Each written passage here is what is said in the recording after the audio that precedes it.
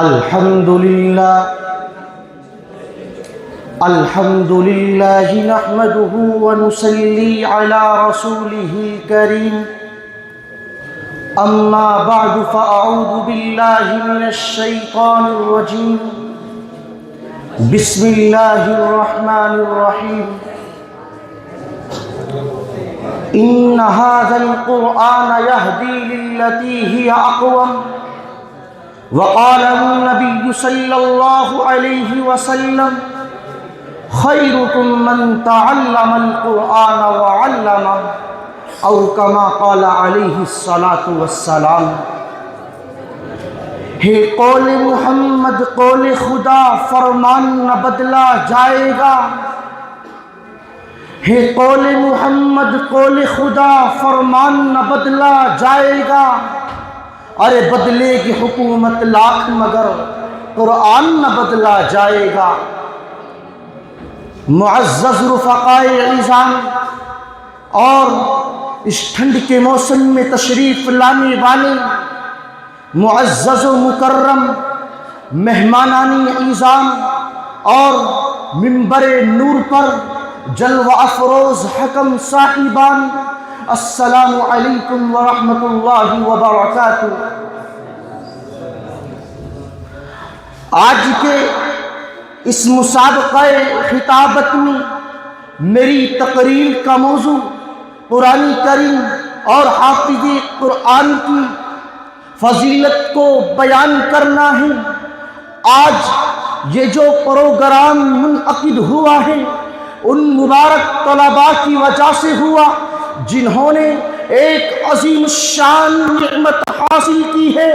یہ وہ طلباء ہیں جن کے دماغ کو اللہ تبارک و تعالی نے قرآن کریم کے لیے منتخب فرمایا، جن کے دل پر اللہ نے اپنی کتاب کا نقشہ بٹھایا، جن کی زبان پر حق تعالی شانہ نے گانے جاری کرنے کے بجائے جبرائیل علیہ السلام کا لایا ہوا اللہ کا وہ قرآن جاری فرمایا، جس کے انتظام میں میرے اور آپ کے آقا آسمان کی طرف دیکھا کرتے تھے کہ قرآن کریم کی اور کون سی آیت شریفہ نازل ہوگی۔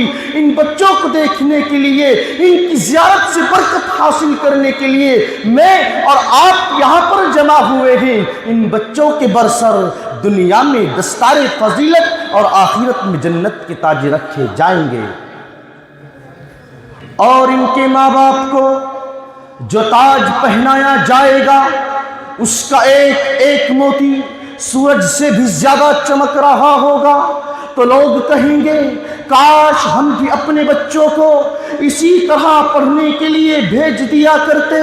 یہ بات وہاں جا کر تو سب کو معلوم ہو جائے گی، سب کی سمجھ میں آ جائے گی، لیکن خوش نصیب لوگوں کو یہی سمجھ میں آ جاتی ہے، ورنہ باقی لوگ تو کہتے ہیں کون بھیجے دوسروں کے ٹکڑوں پر پلنے والے مولوی بننے کے لیے، کون بھیجے بھیک مانگنے والوں کے پاس حافظ اور قاری بننے کے لیے۔ معاشرے میں ان کی کوئی قدر نہیں ہے، ان کا کوئی مقام نہیں ہے، اس لیے اپنے بچوں کو بچپن سے ہی قرآن کریم سے دور رکھو، بچپن سے ہی انہیں دنیا پرست بناؤ، بچپن سے ہی انہیں انگریز کا لباس پہناؤ تاکہ پوری زندگی کمانے اور کھانے میں گزر جائے، لیکن جب ہزاروں کروڑوں سال کی زندگی شروع ہو تو خالی ہاتھ بیٹھا ہو کہ میرے پاس تو کچھ بھی نہیں ہے۔ حضرات محترم، جاؤ ذرا قبر کھود کر کے دیکھو، اگر قبر والوں میں سے کسی سے بات کر سکتے ہو تو پوچھو انہیں وہاں کون سی چیز کام آ رہی ہے اور کون سی چیز نقصان پہنچا رہی ہے۔ بڑے بڑے لوگ ہائے حسرت کرتے ہیں، لیکن حافظ قرآن کو کوئی حسرت نہیں ہوگی۔ حافظ قرآن قبر کے اندر پہنچے گا، قبر چاروں طرف سے چمکنے لگے گی، ہزاروں میل دور سے روشنی نظر آئے گی، بندہ اٹھ بیٹھے گا اور پوچھے گا بھائی تو کون ہے جو قبر میں بھی میرے ساتھ آ گیا؟ ارے یہاں تو ابا بھی نہیں آیا جو بیٹا بیٹا کیا کرتا تھا، یہاں تو وہ یار دوست بھی نہیں آئے جن کے ساتھ بیٹھ کر میں نے اپنے آپ کو رسوا کیا تھا، یہاں تو میری بیوی بھی نہیں آئی جو محبت قدم بھرا کرتی تھی، بھائی تو کیسے آ گیا؟ تو قرآن کریم کا جواب سنیے، ذرا اپنے دل کے کانوں کو کھول کر سنیے، اپنے کانوں کو کھول کر سنیے قرآن کریم کیا کہے گا۔ قرآن کریم کہے گا کیا تجھے یاد نہیں ہے جس قرآن کو تو رات کی تاریکی میں کھول کر پڑھا کرتا تھا؟ ارے میں وہی قرآن ہوں اور قیامت تک تیرے ساتھ رہوں گا۔ اللہ مجھے بھی اور آپ کو بھی قرآن کریم کی صحبت نصیب فرما دے۔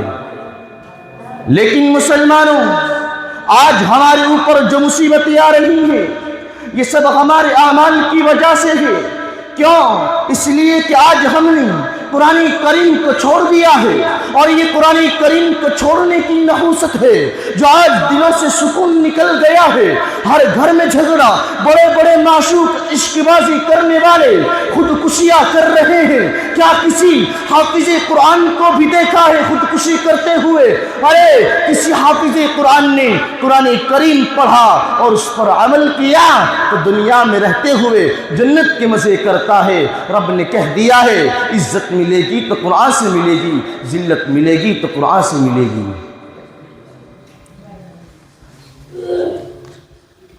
الہی رونق اسلام کے سامان پیدا کر، الہی رونق اسلام کے سامان پیدا کر، دلوں میں مؤمنوں کے الفت قرآن پیدا کر۔ بس انہی چند باتوں پر میں اپنی تقریر کو ختم کر دینا چاہتا ہوں۔ آپ حضرات سے دعا ہے کہ اللہ تبارک و تعالی کہ ہم سب کو قرآن کریم پر عمل کرنے کی توفیق عطا فرمائے۔ آمین۔ وآخر دعوانا الحمدللہ رب العالمین۔